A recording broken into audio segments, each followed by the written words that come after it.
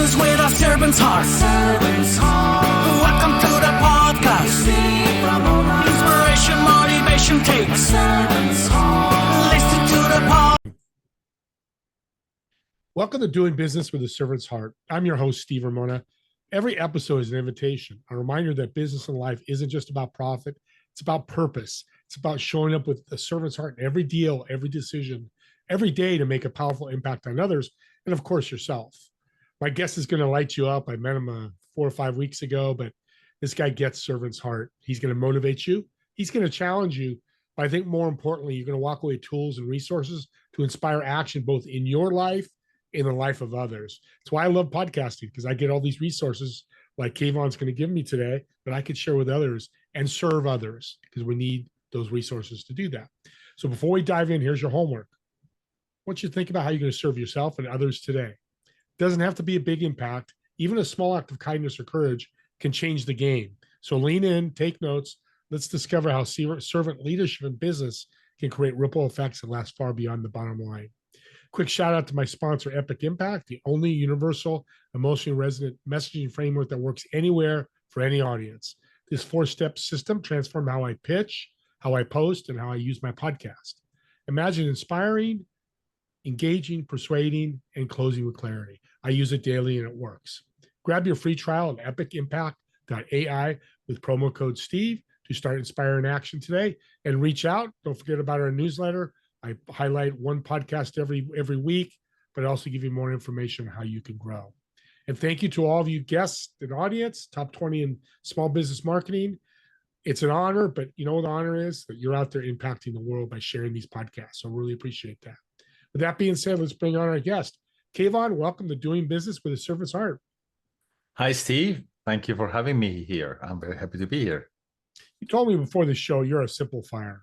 Yes. What the heck does that mean? Well, that's a good question.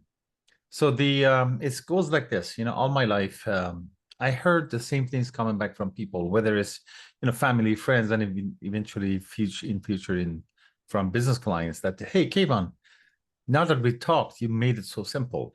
It's also clear now. I know what to do. It is all simplified.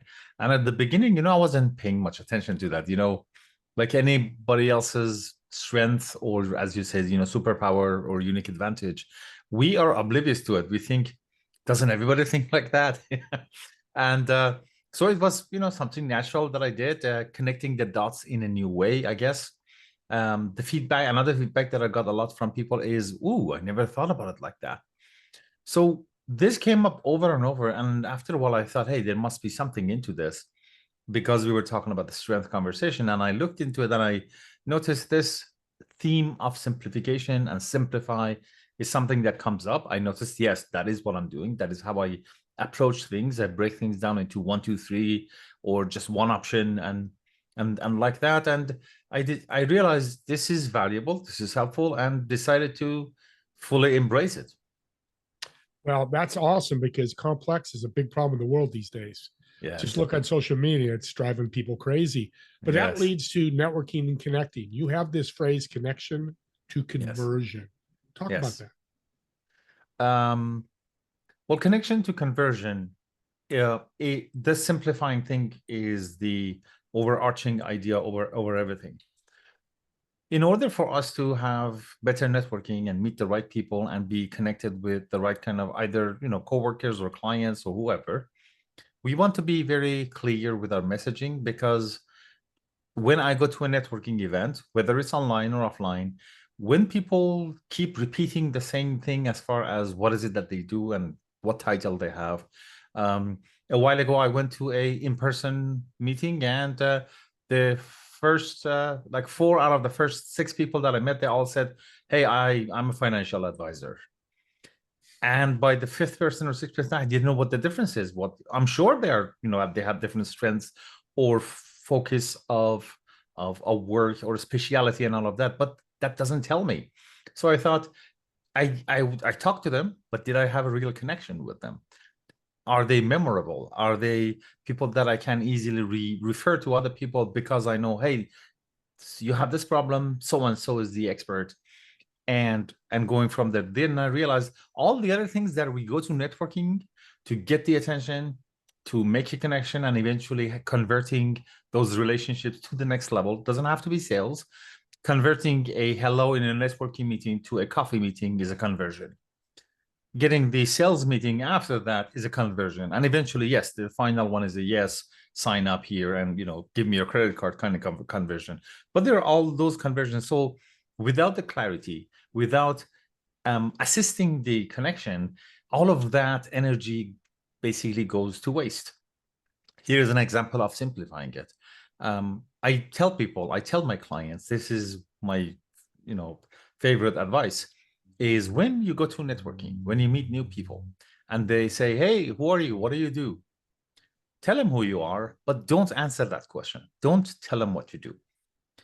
That's the standard question. And instead, how about this? Answer the question that they didn't ask, they should have asked, and they really want to know. Answer the question, what problem do you solve and for whom? So beside your name, you don't have to tell anything about yourself. We all have been to those networking meetings that the person just keeps talking about themselves and their products and their solution, and it's me, me, me, me, me. Well, until I know what problem do you solve, and if it's relevant to my life, all of that goes over my head. Then I'm interested. So instead of talking about yourself, talk about the people you serve and the problem you solve, and right there, people can see themselves or their friends in that picture. That's a better connection, isn't it? Oh, I believe it. I'm going to add to it because you're nailing it. Because networking is my expertise, as we've talked about. It's my superpower as well. Is tell a story. Yes. Like what I do is somebody meets us. What do you do? I'm a podcast host. Let me tell you a story about this show I did with Kayvon, how he simplifies your business. Yes. I bring those stories to it. Oh, so just tell a story. That's beautiful what you said. That's the way to convert, and conversion doesn't mean to sell. I love that. That's a servant mentality. The other thing I love, which I think is unique and different, is you went from medicine to entrepreneurship. Yes. Crazy journey. Talk about that. Well, it's again that whole idea of simplifying and clarifying things. Near the end of medical school, about 6 months left before graduation, I realized this is not working for me. The empathy is very strong in me.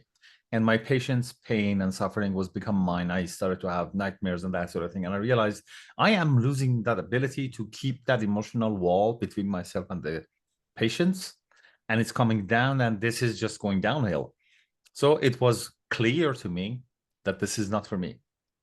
So I didn't know what is it that I'm going to do, but I knew that this is not it. So that moment of clarity gave me the, let's call it courage, to move away and close that chapter. So basically, I finished medical school, got the degree, closed that chapter. And I was very lucky that within a year after that, I moved to Vancouver, Canada, where I live right now. And this is back in 1998. And those days, internet and computers was a big deal. If you could make websites, you were in demand. And I started to teach myself web design, and then graphic design, then internet programming. Then I had a website and programming company for a while. And that led into clients asking for marketing stuff. And these are the early days of landing pages and opt-in pages. So one step after another, it moved towards doing business focused on the growth and delivering results for the clients. And you mentioned the entrepreneurship. The entrepreneurship kicked in at the moment that after getting some job, being hired somewhere, then I was freelancing, and then I had more projects. It became my full-time thing. Then I had more projects. I had to hire people. One day I found myself signing paychecks. I realized, I have a business now. This is what they call business. And another moment of clarity was, I knew that I don't know anything about business. So I either have to bring a person who knows something or become that person, which became my path of becoming that. So it was all about what's next, what's interesting, and what's the best way to go about it. And having those clarities of what do we got and what we don't have. So what are we going to do about it? What an incredible journey. I am blown away right now. That's fabulous, because completely opposite things, to be honest. Well, not completely opposite, but went to a lot of school. And what I loved about your servant heart was I didn't have a passion for medicine. You spent all that money, all that time, and said, I'm moving to my next journey. You pivoted. So that Yes. leads to my question, because this I find with a lot of entrepreneurs is clarity. So Yes. how do you assist your clients in regaining that clarity? You mentioned clarity about 4 or 5 times during your story. Yes. How do I help them with clarity? Well, a lot of it has to do with asking good questions, and the questions that they are directed towards an end. I have a few favorite questions, and here's the thing: with everything that's going on in their mind, there are few minutes of that conversation that I just have to let them basically empty their mind, ramble on. So when all of that is out of the way, we are much more facilitated to have the main conversation. Here's an example of something that I like. I ask them, so what's working and what's not working? And I realize when I add that pause in between the two, it's been more effective. So it's easy for people to answer that question, and in doing so, they are kind of putting the contrast of yes, but that, this is here, this is not here, and the ideas or the elements that they need some help or lubrication come out from that. So I asked them, so tell me more about this. Well, why not that way? How come we're doing it this way? So by explaining the rationale and all of that, we realize the opportunities of, first of all, we get a great picture of what's happening right now. With what's not working, we are getting a glimpse of where is it that they want to go. Then we get clear on that, because I asked them, so this is where we are now. This is where we want to go. Did I get it right? And they either say yes or no, they correct me. So we even have more clarity. So with a few sets of questions within 15 minutes, we can have clarity on what's been happening, what are the results, what we would like to happen for the future results. And after that, we are that much closer to planning. So powerful. And audience, what Kayvon's talking about is so powerful. If you get clarity in your business, you're halfway there. There's more Yes. to it, but that's a big start, including purpose. Yes. When I first met you in that networking group, speaking of networking group, and then we've met after, Yes. you're so passionate about being a productivity coach. Yes. Where's this passion coming from? Laziness. Okay. Right? Yeah, because who has extra time and energy and all of that to waste? We want to get to the outcome as soon as possible, as easy as possible. And like any other method, any other approach, there are traps here and there. So therefore, looking at how we are doing things. Yes, I am passionate about productivity, but like anything else in life, there is a right way and there is a wrong way of doing it. There is a way to mess it up. Here's an example. I noticed this in myself first, then everybody else, that I am using two words, effective and efficient, as if they are synonymous. They mean the same thing. But I gave myself, oh, hold on a second. If they mean the same thing, why do we have two words? So looking up with dictionary definition and this and that, I realized, no. Effectiveness is about making the result happen through doing the right things.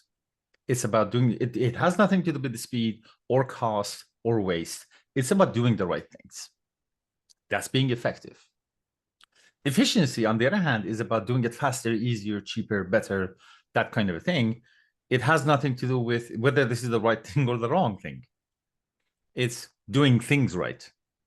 So my question is, if we don't start with effectiveness, but if you're not sure if you're doing the right things, we might get really, really efficient in doing the wrong things really fast. Is that really productivity? That's a lot of momentum and movement, but it's in the wrong direction. It's like that story of the project manager that was working with a group of construction workers. They're cutting the trees and building a road in a forest, cutting the trees, building a road. And at one point, he wants to see how the project is going. He climbs a tree and looks and notices that they're going in the wrong direction. So he yells out, "Wrong way!" And they respond back, "Don't worry about it. We're making good progress." We don't want to do that. So for entrepreneurs, I like them to be effective first. It could be really slow, but be effective, do the right things. Then We make it, first we have to make it work, then we make it work better, then we make it work faster. So first we make it work effective, then optimize that, then something that is optimized is ready to be put in processes and systems for faster, easier, cheaper, and eventually we are going to be doing the right things right. Yeah, systems. That's Yes. what you do. And Yes. it's interesting. COVID brings back a lot of memories to me, and probably you too, Kayvon. How many restaurants? Oh, I never did outdoor dining. I wouldn't do it. I'm here in my building in California. I know 10 restaurants that closed because they Yes. wouldn't go outdoors. And the ones that did, hey, I'm going to pivot. Pivot's a big part of this. Yes. They became efficient. Yes. They became effective because they changed their system to be efficient by doing outdoors Yes. or just doing to-goes.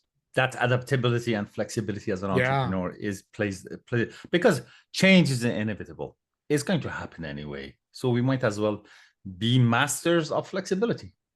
Yep. Embrace that change. Embrace it. Because if you're an Yes. entrepreneur, me and you will both tell you, Yeah. it's going to happen. Something's going to happen. Yes. Yeah, exactly. In fact, if things are smooth and it's the same way and it's nothing is changing, something must be wrong somewhere that I'm not paying attention to. You're being efficient, not effective because your system's not working. You're absolutely Yes. brilliant, Kayvon. I mean, I knew you before, but man, Oh, you're thank really you. getting this. I'm really enjoying this conversation. Oh, I am too. So misconceptions of business that you've Yes. learned with working with clients. What's one of those big ones that comes to top of your mind? This might surprise you. We have heard it other places, but maybe not framed as misconception. Here it is. Yeah, but my business is different. Oh, yeah. I guess from your laugh, you're familiar with that, right? Very. Yes. Yeah. Yes. And it's insane. Here's the thing. If you have been saying that, or if you think that, don't blame yourself. Dear listener, don't blame us. This is human condition. That's how our brain works. I just want you to remind yourself, but it's much more similar to other businesses than other ones. That part of our brain that is resisting progress, is resisting change, it finds it uncomfortable, wants to come up with all sorts of a rationale that seems to be like good reasons for why this won't work for me. Let me tell you why this won't work for me. And right there, I'm not interested in that conversation. Anytime there is a suggestion, whether we are going to implement it or not, I like to hear from entrepreneurs. Tell me this why this could work for you. Give me all of those reasons, and let's program, let's train our brain to switch to that way of thinking by default, as opposed to the other one that is basically interested in stagnation. Stagnation is not stagnant. You stay away from that. That's COVID Yes. brought us that out too. That's another lesson from COVID. Success is looked at different ways, but I do want to ask you, what is the definition of success for your clients? Oh, definition of success for my clients is, I have a personal definition of success, but for my clients is when I see that spark in their eye and a smile on their face, I know I've done my job right. And they have achieved success, whether or not if we delivered on the promise at the beginning. Because sometimes, there is an idea, we make a promise on that, and it might not happen. It could be bigger, could be smaller, but it might not happen.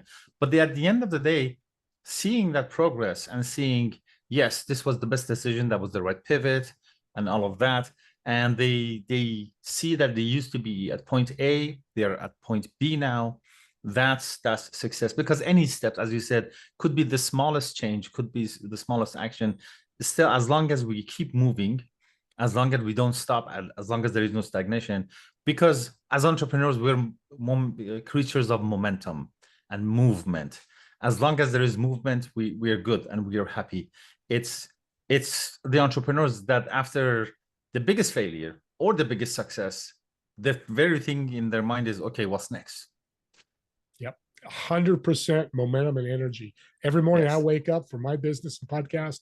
What can I do to build momentum today? I mentor people all the time about that. Yes. And that's not yours and my decision will help you get there, but you got to decide what's that. Is it 2 calls a day? Is it 5 meetings? I love that, because Mm. that is what's going to bring productivity, is momentum. Yes.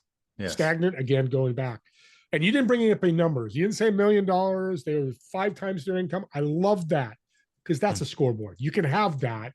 But what Yes. you said is great. But Yeah, you of also, course, that sort of thing comes in. Yes. yeah, we got to see. I mean, if they're not making more money, they're like, it's not, still not worthwhile, even though there's growth when you don't make money. But you Yes. read my mind, because I was going to ask you your personal definition of success. So Oh. what's that? Well, this was a question that I always struggled with for a long time. And by, I guess I was going to say chance and luck, but I'm going to say by being fortunate. I saw this clip that it was a clip from a podcast interview, and I didn't know anybody on that podcast. I still don't know who that person was.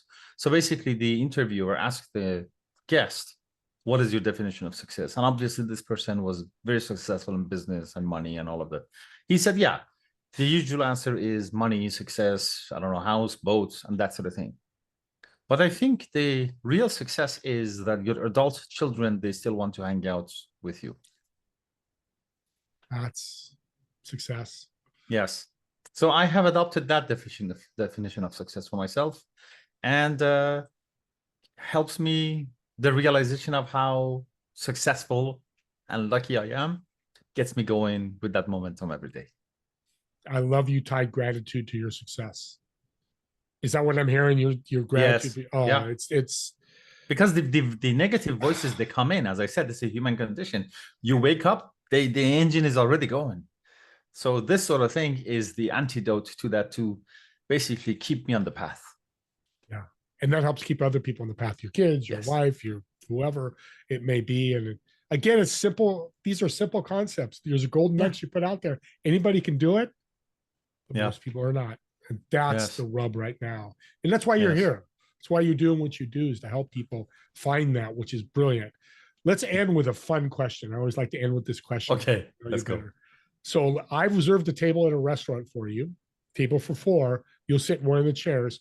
In those 3 empty chairs, who would you invite, dead or alive, to get to know, to pick their brain, to mentor you? But more importantly, what food would you order for the table? What food would I order for the table?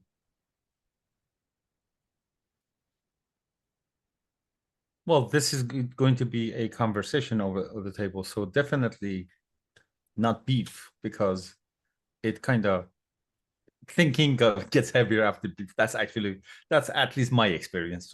So I something like light, like fish. That would be good, with, I like beets. So veggies and beets and fish and that kind of thing. That would be food. So if it's going to be a 4-way conversation, I have to think about it. I like people who have clear thinking. Okay, so Charlie Munger comes to mind with the way of, because it's not about the topic of their expertise, it's about knowing how to think. Those are the people that I like to have at the table. So I guess Charlie Munger would be one of them. Marcus Aurelius, probably another person. And the third one, who is a good thinker that I like how they approach problems? Probably Richard Feynman. At a table. And shout out, audience. I'm sensing he's a Stoic, since he said Marcus Aurelius. The Daily Stoic by Ryan Holiday. I did a shout out about 4 weeks ago on the podcast. I'm doing it again because I had a guy walk up to me and go, "I've been reading that book every morning, changed my life." It's 3 or 4 paragraphs you read every. Do you read the Daily Stoic? Yes, and I also really enjoyed the Daily Stoic Journal, which was also an audiobook. So basically, you listen to a little thing, and there is a journal to journal about it. And the perfect thing about it is you only have like 3 or 4 lines. It's not about blabbing and going on. So what came out, you just write it, jot it down, and you're done for the day. And that dose every day works on discipline over time. He's serving us in the beginning of the show, and he ends with servant heart. That's why I'm so excited he's been on the show. Thank you for being a great guest. Thank you for having me. As I said, I really enjoyed this conversation. This is the kind of chat I like to have. Oh, me too. It's awesome. I know people listening want to reach out to you. How can they connect with you? The website is Simplify Profits. I'm kind of trying to make a income and impact. So Simplify Profits is the website.com. And on all of the social media, everywhere my handle is Dr. Kayvon K. So that's DrKayvonK. So whether it's LinkedIn or Instagram or anywhere else, that's where they can find me. Beautiful. Audience, reach out. If you resonate with you, reach out. He'll have a conversation with you. He's great to talk to, and he obviously knows his stuff. And that's what I like. Thank you for saying that. But yes, I really enjoy meeting new people and having new conversations. There's always something that I'm learning from everyone. Amen to that. I love it. Yes. And audience, subscribe to the YouTube channel. And this is a perfect gift. If you're listening to this podcast going, my friend needs to hear this, send it to him. Go ahead, just listen to this podcast. Because when you subscribe, it gets sent to you via email. I get them every day. Some of my podcasts I listen to. So share these as gifts. And it doesn't have to be my podcast. Kayvon mentioned another podcast that resonated with him. Well, he just shared it with me. I didn't get the link, but you could take a step further and share Dr. Kayvon or somebody else and really make that impact we talked about at the beginning. Yes. Yeah, on that topic of sharing, the thoughts that I have and the things that they basically come to mind and I like to talk about them. I write a daily email to my list. So when they go on my website, they can subscribe to that. It's a short and sweet email every day that goes out. And I try to, look at things with fresh eyes or reminders or that sort of thing. We all need that every day. That's how you grow. Yes. It's a perfect way to grow. So reach out to his website and do that. And I want to thank all of you, me and actually Dr. Kayvon, I want to thank all of you for watching or listening to this podcast. And we'll see you on the next episode of Doing Business with a Servant's Heart. Have a great day, everyone.